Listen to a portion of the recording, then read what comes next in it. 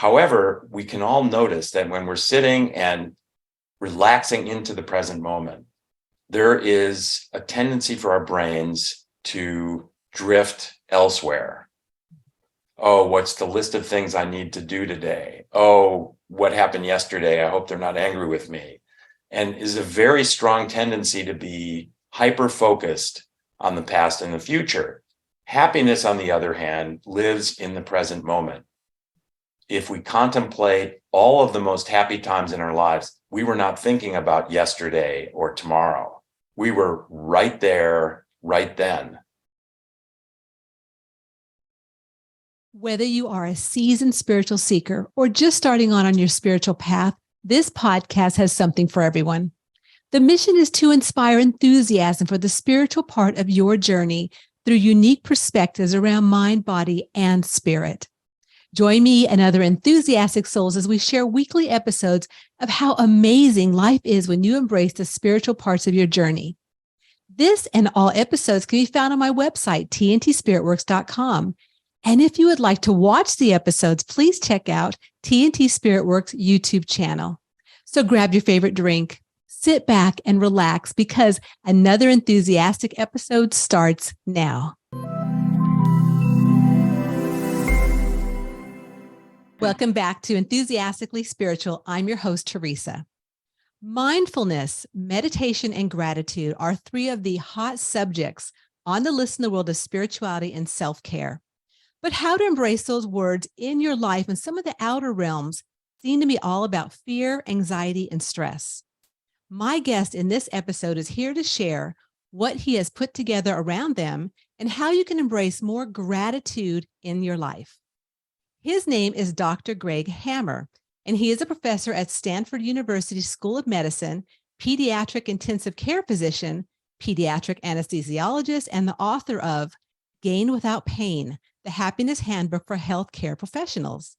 A member of the Stanford Well MD Initiative, Dr. Hammer is currently the chair of the Physician Wellness Task Force for the California Society of Anesthesiologists. He has been a visiting professor and lecturer on wellness at institutions worldwide and teaches GAIN to medical students, residents, and fellows at Stanford. Dr. Hammer is a health enthusiast and meditator, utilizing a non-duality and mindfulness-based approach, including the GAIN method. Welcome, Dr. Greg Hammer. Great to be with you, Teresa.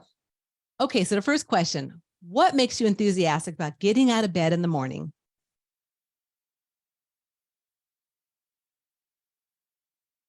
So many things. Well, let's dive into that. Opening the blinds and seeing the beautiful light, which is generally present here in Northern California.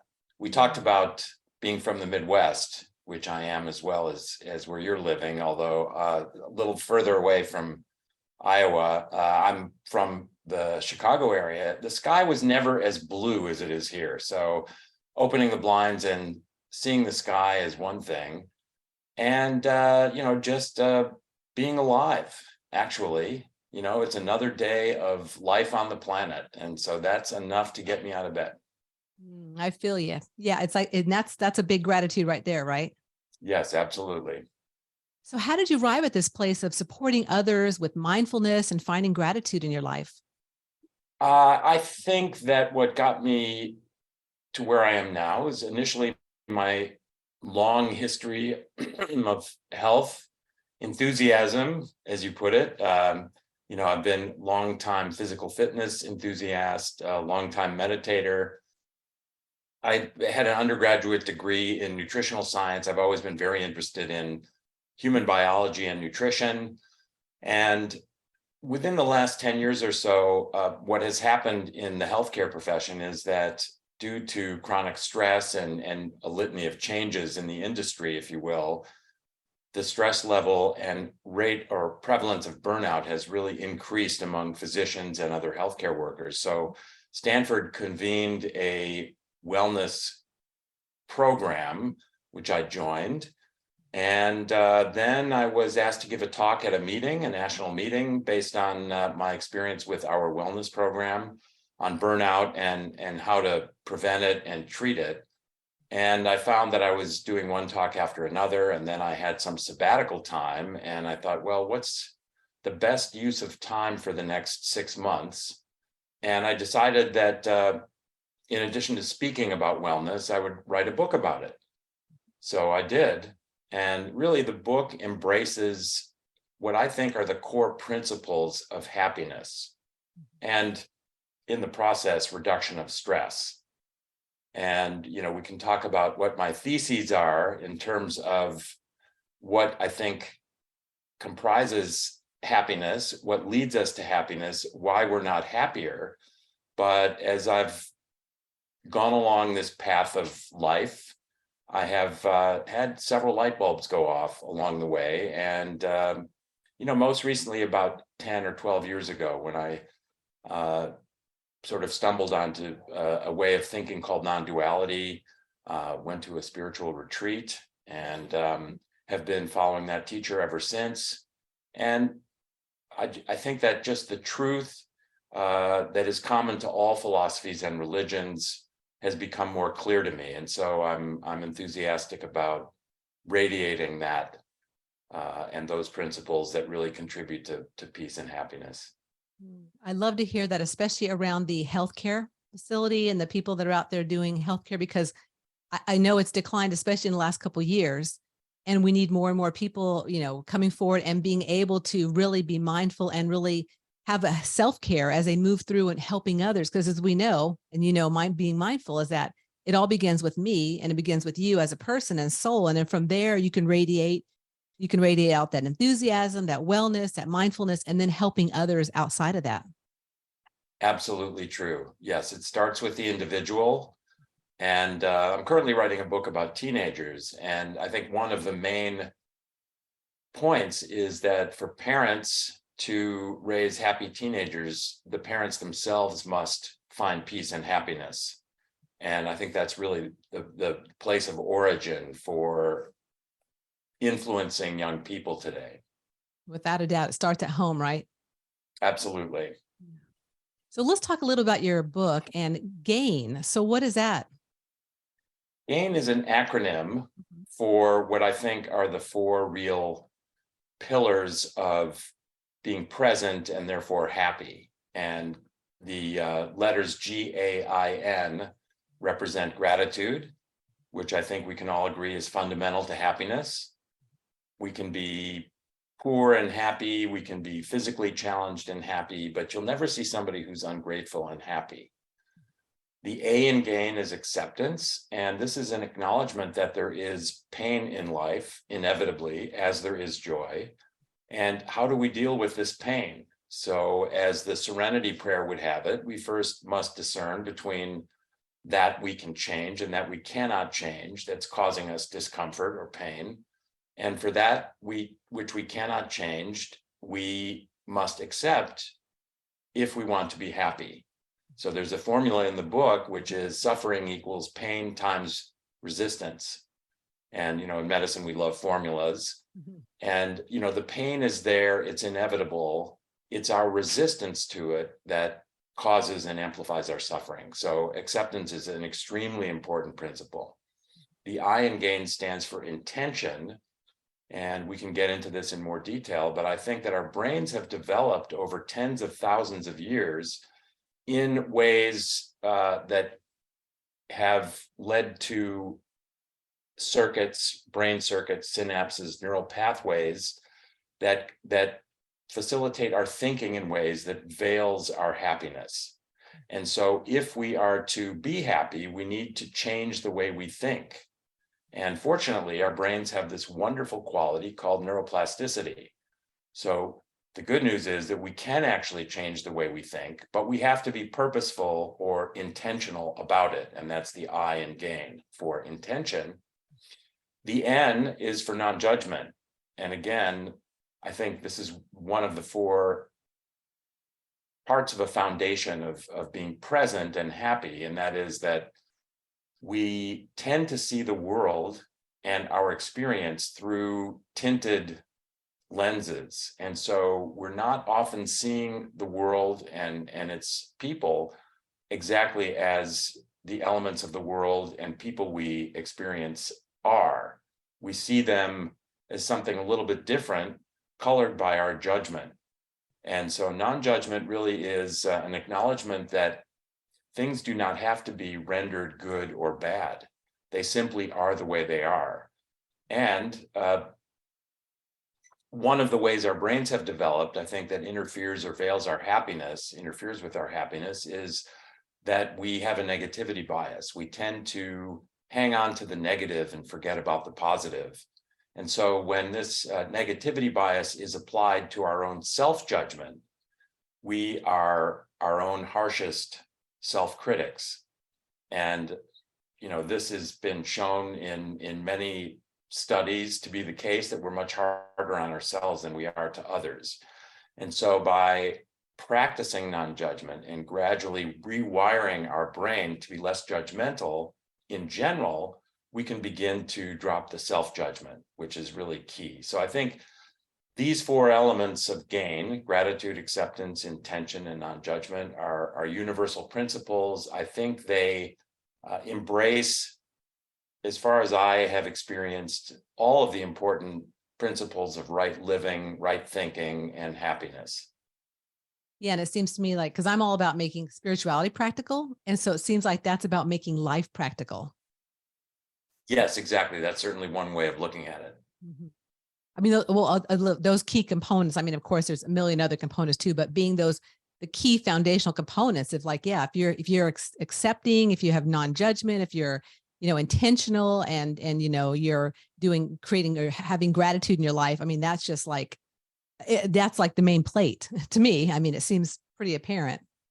Yes, I completely agree with you. And if we look to a variety of spiritual and religious traditions, I think we find that these principles are really at their core in their pure form. Of course,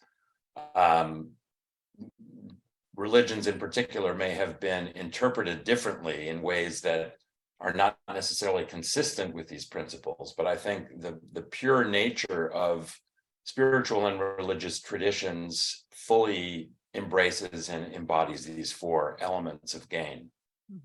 So this book was written for healthcare professionals, correct? Yes, it was, but the principles are really universal. And so, I'm continuing to talk several times a week with people like you, 2 years after the book was published. And so I would say that almost all of the interviews, television, radio, podcasts that I'm doing are peripheral to the healthcare sector, if you will, because they're just human principles that all of us can benefit from applying to our lives on a daily basis. Yeah, it sounds like I mean, because that's really very specific for a specific group of people, but this book is for every single person out there. I think so. Yes, I agree. So maybe you might want to change the title a little bit. I know you can't now, but so in doing this book for healthcare professionals, have you noticed people that are going through school or that are out in the practice? Has this helped shift people or brought a new, awareness to people that maybe they didn't have before?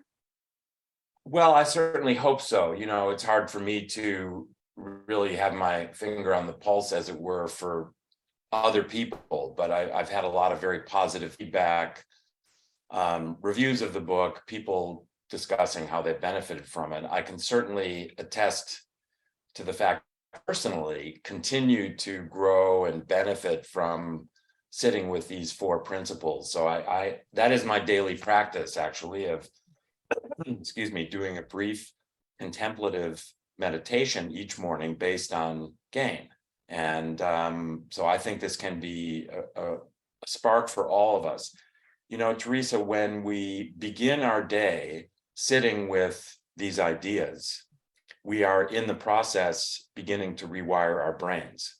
So the more we get in touch with our gratitude, our acceptance, intention, non-judgment, the more we start to think in ways consistent with gratitude, acceptance, intention, and non-judgment. So what happens is that by just doing this 3 or 4 minute contemplative meditation in the morning, when we find that we're being ungrateful or we're resisting something uncomfortable, or we're sort of lapsing into our default way of thinking and not being purposeful about the way we think, when we're being judgmental, a light bulb will go off.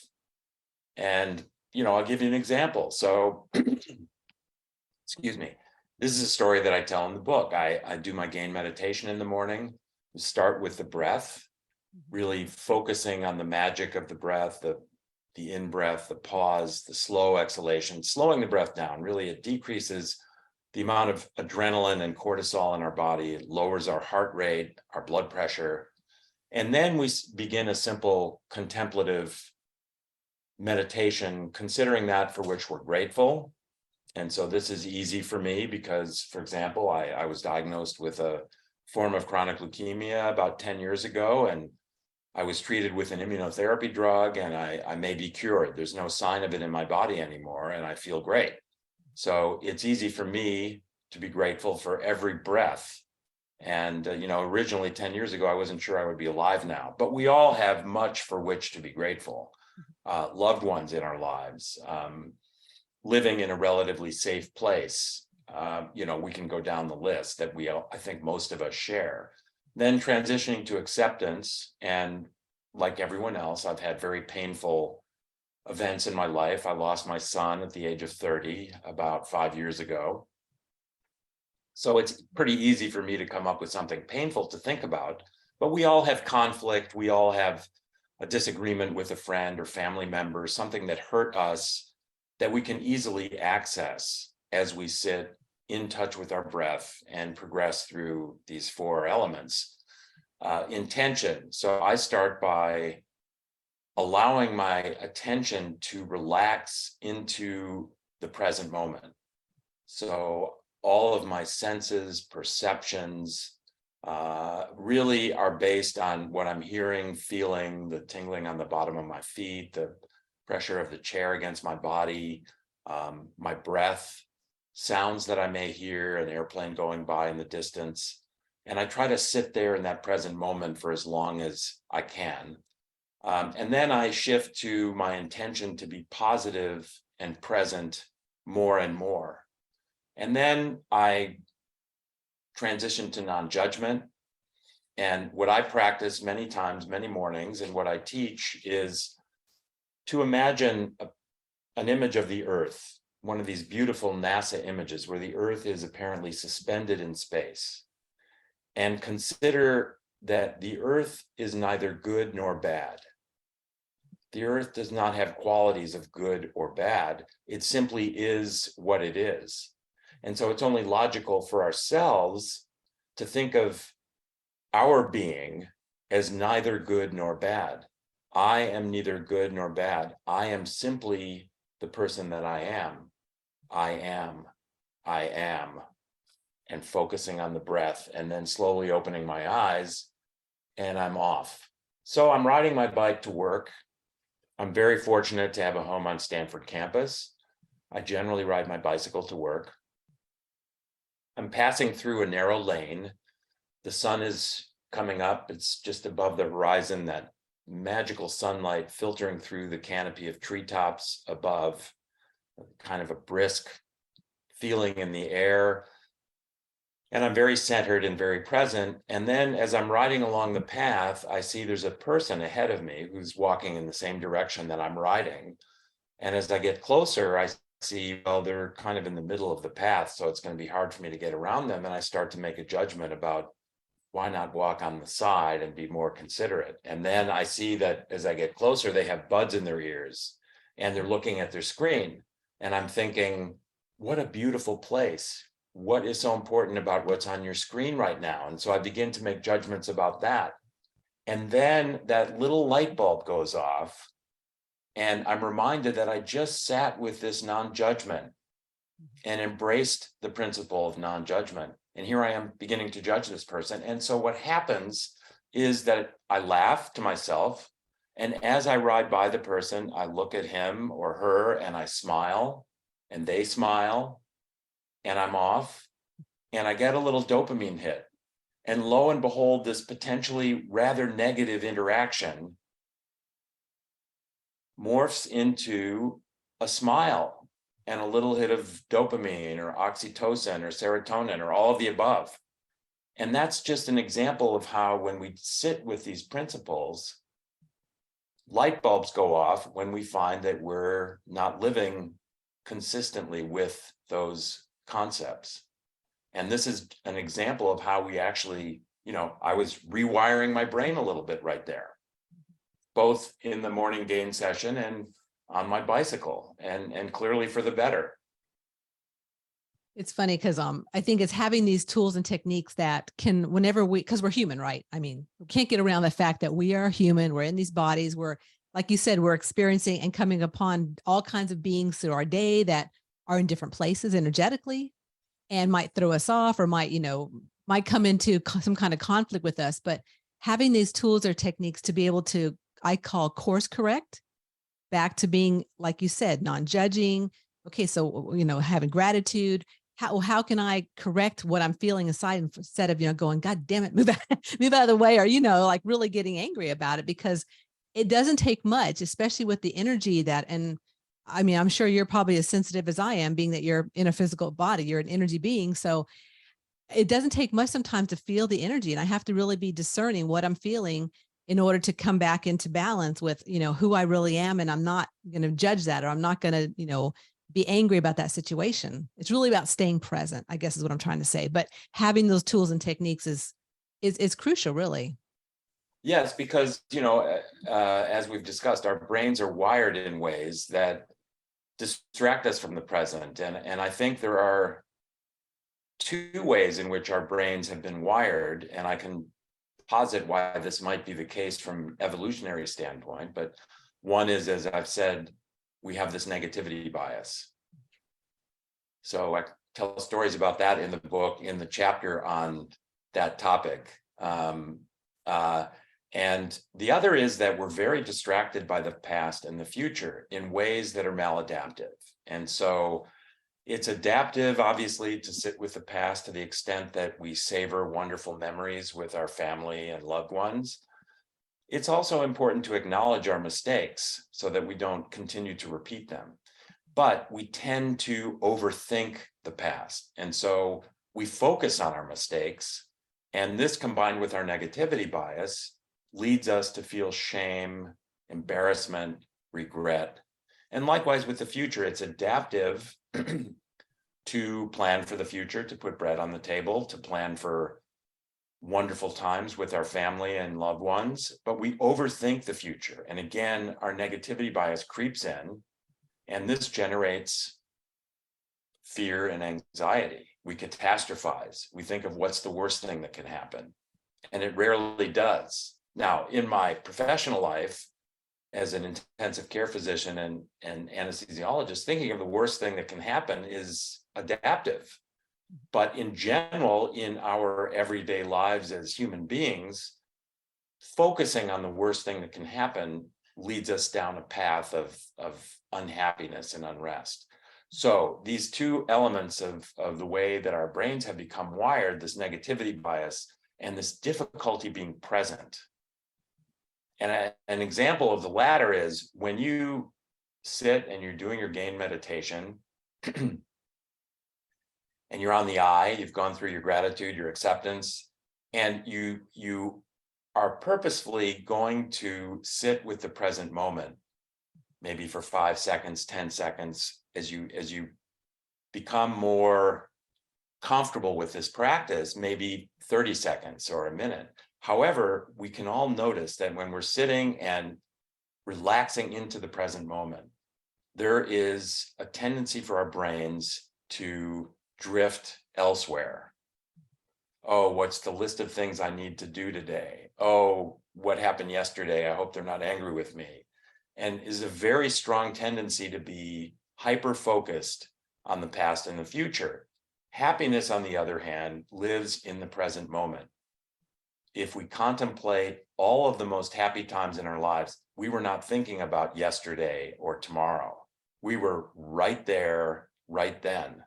Again, as we walk through the redwood forest and marvel at the majesty of these tall trees, again, the sunlight reaching our eyes through the canopy of leaves above, we are just right there at that moment. And that's where happiness lives. So if we're going to be present whenever possible, and therefore happy, we need to have a plan. We need to sit with our negativity bias and begin to change it into a positivity bias.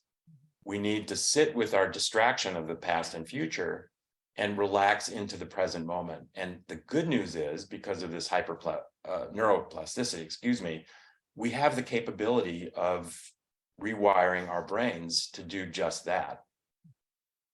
So basically, it has to be up to the individual person to actually want to change their brain, want to access happiness. Now, I mean, that's for me, that's like, hello, that's what I want to do. But I mean, there are people out there that, well, they're kind of confused in their, space, and they don't want to access happiness, or at least don't appear to want to access happiness. Yeah, they may not be behaving in ways that make it appear that they're aiming to find peace and happiness. But I think that the one thing that all 7 billion of us want is happiness. And peace, happiness, call it what you like. A wise person said that happiness is peace in motion. Peace is happiness at rest.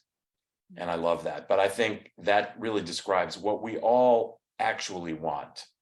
I don't think any of us want to be unhappy. It's just trying to get by all the stuff out in the world that's trying to not have us be happy, right? Correct. The media, the neighbors that are upset, the people that don't like who they're with, or, like you said, the person in the middle of the street that may not want to move, or, I mean, there's countless people and situations in our life that can try to not have us access that happiness, but having a tool like GAIN in this beautiful book you wrote can be a real asset to step back and go, okay, let me go back to those acronyms, and let me go back to how the meditator, the method that I work with every single day that helps me tap back into who I really am as a soul and that calmness. Absolutely. One of my heroes, Teresa, is Dr. John Kabat-Zinn, who's really the founder of mindfulness as we know it today. And he defined mindfulness as awareness of the present moment on purpose, non-judgmentally. And so there you have acknowledgement that happiness is in the present moment. It's in the present experience. It's really the only experience that we ever have, is this one right now. All of the other so-called experiences are thoughts which come and go, but our present experience is where we find happiness. So being aware of our present experience on purpose. So again, acknowledgement that we have to have a plan, because if we relax into our default mode of thinking, we're not going to be aware of the present moment. We have to be intentional or purposeful about it, non-judgmentally, he said. And again, if we want to be fully present, then we benefit from seeing the world exactly as it is. And when we cast judgments on other individuals, on elements of the world, we're not really seeing the world and others as they are. So again, the good news is that we can do this, but we need to have a plan. And I'm hoping that the GAIN method is one way that people can embrace a plan to be present and happier. Well, what I like about the GAIN method too is that it's very practical and it's not complex.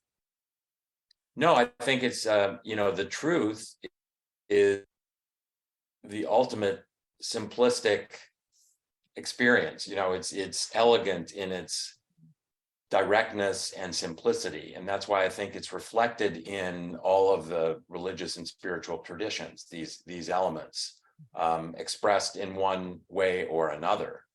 But I think, I just am endlessly fascinated by noticing the way I think and the way others think.